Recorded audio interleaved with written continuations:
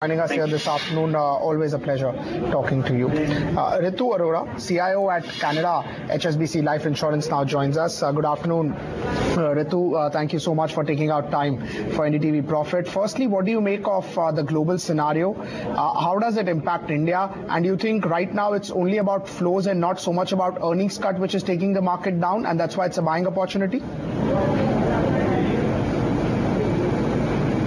Good afternoon. Thanks for having me on the show.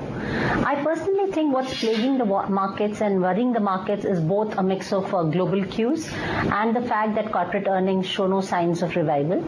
Globally, I believe things will take a while before they settle. US is still deliberating whether to or not raise interest rate, still very unsure of what the impact would be on their own economy and will the growth sustain. Europe, where there's immense liquidity, it continues to splash around in unproductive way in terms of not their own demand or inflation coming back, but it finding financial assets. China continues to worry. China is in fact the topmost on my worries on global front.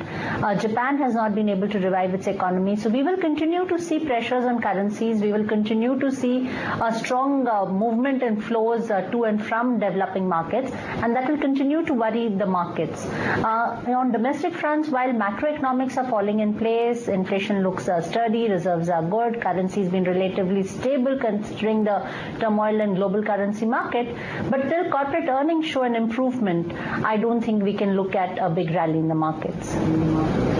Right. What did you make of the Q1 numbers? Do you think that even if we may not see major growth coming in very fast, at least we may not decline from here on?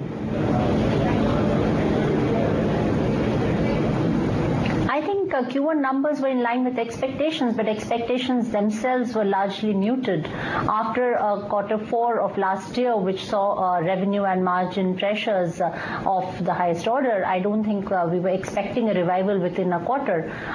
There are many brokerage houses which have cut actually the estimates for FY16 over last couple of days, and my own personal estimate would be even if we see earnings growth of 10%, it will be a great year. And hence in this muted environment, I think we need to start seeing that sign of revival and bottoming out, which I don't think were visible in the last quarter results. Right. Would you use this opportunity to add on to some names that you like or some sectors that you like, or you would still want to wait as you said corporate earnings and the pickup over there is probably the trigger for the market, so you would wait and watch for Q2 numbers and then Q3 any first signs of pickup, and then only one should invest more into this market? We at Canada HSBC Oriental Bank of Commerce Life Insurance are very disciplined investors. We do not take cash calls and do not wait for market timing to invest. We have a very disciplined and balanced approach to investments, and we have been fully invested through this turmoil and before that. So I recommend a balanced portfolio at this point in time. There is a place for cyclicals and interest rate sensitives and recovery stocks, because I believe that India over the next 3 years should demonstrate recovery, and we should see sharp double-digit returns that market gives. But given the current volatility, which I see will continue for next couple of months and quarters, I also see sufficient space in the portfolio for sectors like IT, pharma, consumables. So hence my recommendation is a balance between the two, a little skewed in favor of recovery stocks rather than defensives. Right. Just a word as far as any person who wanted to invest and probably has missed out the rally that we've seen in the last 12 to 18 months. Investing via mutual funds at current moment after the recent crash, or doing it via a systematic investment plan would be the best option for him or her to do it right now, because the crash that we've seen, prices are quite attractive. Do you agree with that? Definitely they are attractive entry prices. Having said that, I would not be surprised if we see another 5 to 7% correction that the market might demonstrate over the next couple of weeks. I do not anticipate a very sharp correction from here, and hence investors should be aware of that. Systematic investment plan, of course, is one of the best vehicles for any retail investor. Buying insurance policies with frequent premium payment mode serves the same purpose. If one takes a direct exposure to equity markets, one should take it with a long-term horizon. Short-term will be volatile, choppy, range-bound. With a 3 to 5 year horizon, I think double-digit returns can be made.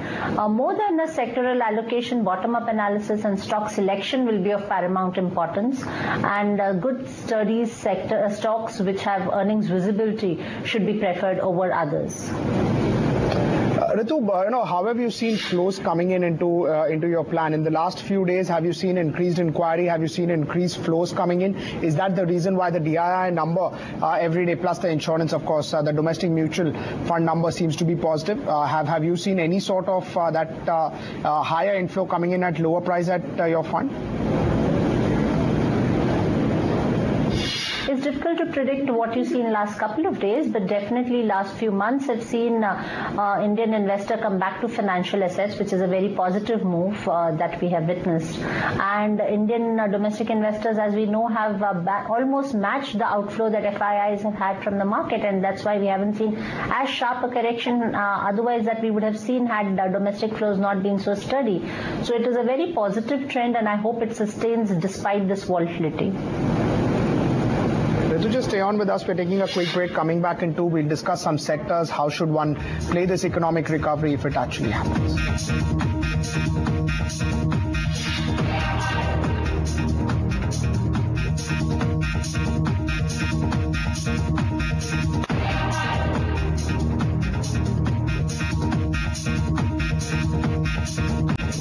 Markets continue to be down and out, 210 points down for Nifty. Any hint of recovery coming into the market is getting sold into. In fact, we are going in towards the lower end of where we were trading at the start of 230 factor. So it's going up, but there is some buying coming in, but then it doesn't really seem to sustain. And that's always a case which tells you that the selling in the market is not yet over. Small cap, mid cap index on your screen down to 2.5% each. We were talking to Ritu Arora, CIO at Canada HSBC Life Insurance. She's still with us. Ritu, how would you play the recovery? You told that you would be overweight on industrials. So would you be looking to add some roads, railways, defense into your industrial portfolio? Because that's the space where we are seeing some noise coming in. That's the space where people are seeing some investments coming in. Capex in railway for the first time seem to be picking up. So do you think that's an area that one should look at?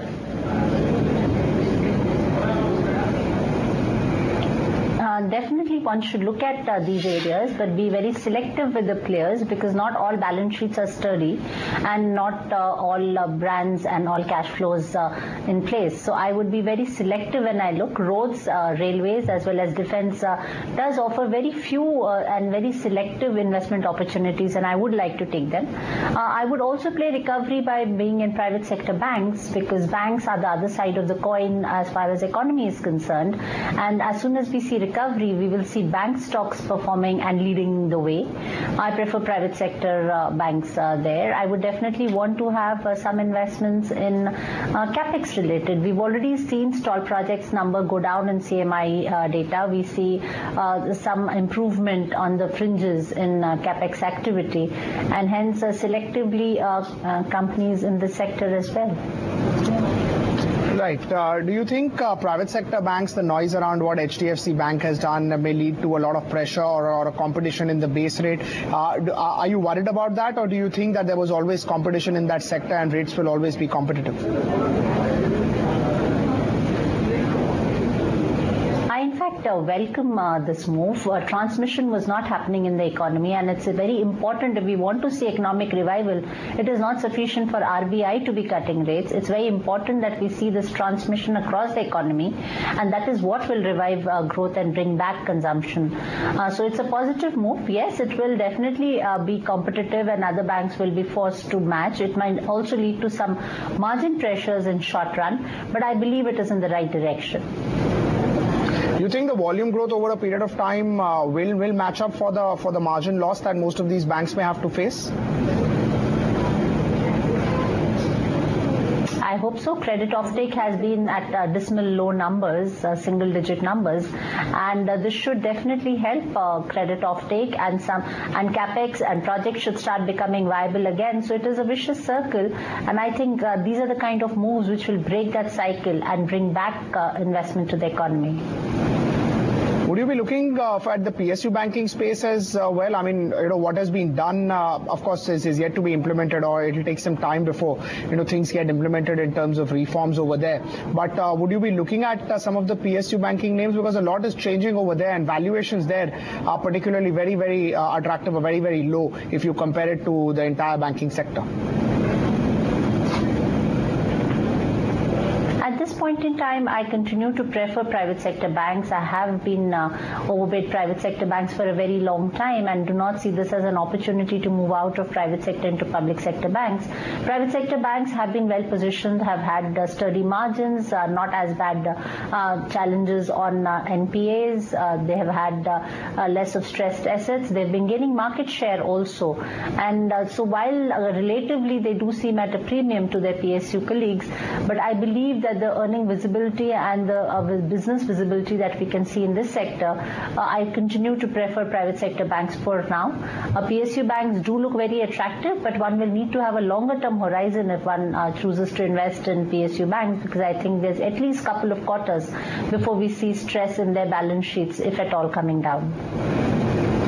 How would you look at IT and pharma names with the rupee being where it is at around 66, 66.5? You think IT with a bleaker outlook but better margins can do well?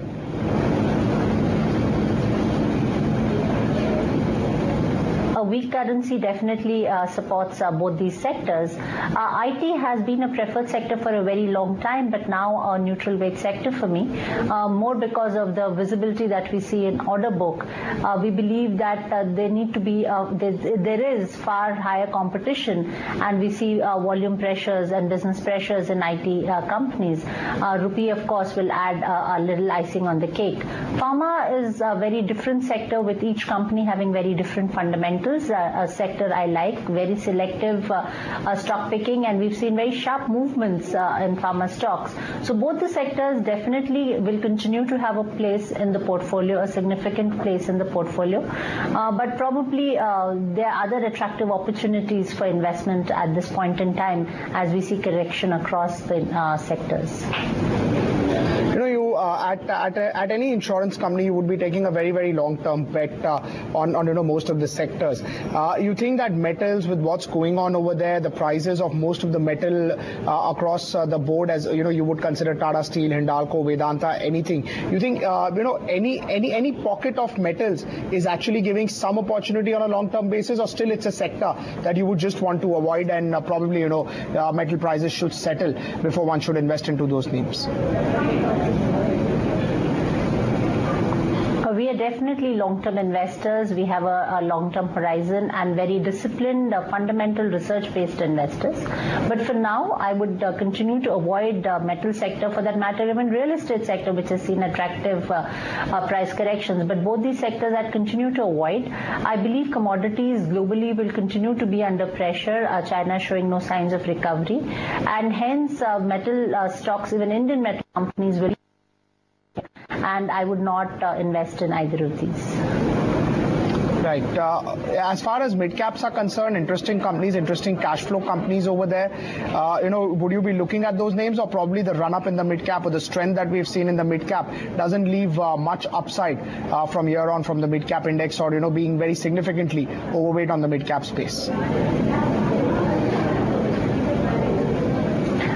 Very sharp sector and stock movement over the next couple of months, I believe. There will be sharp sector rotations, news-driven, FII flow-driven, and hence it is very important, whatever the cap of this company may be, large cap, mid cap, small cap, are companies with very strong fundamentals, where there's earning visibility, where there's business visibility, and less of hope and more of facts when one is selecting the stocks.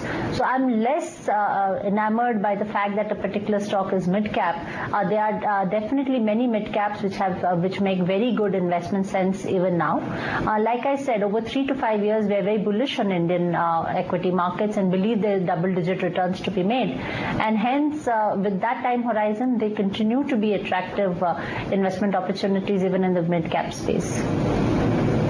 Right. Anything on the cement front? Even cement names have done particularly, seen a lot of correction. Do you like that name? A lot of industrial analysts that we've spoken to say that cement would probably be one of the best ways to play the economic upturn. Definitely cement will play a role in the economic upturn, especially if we see infrastructure spending, investment, and it will support all those, be it road, be it railways. There will be demand for cement generated, so they are attractive plays in cement sector, and I would definitely think it's a sector to look out for. Right, Ritu, thank you so much for joining us here this afternoon. Always a pleasure talking to you. That was a view coming in from an insurance fund, very, very long-term view, and discipline is what they essentially look at. Not particularly looking in at days to invest, but they identify their names and they would be overweight pharma, IT, and probably some of the industrials. 200 points down for Nifty, 7,769.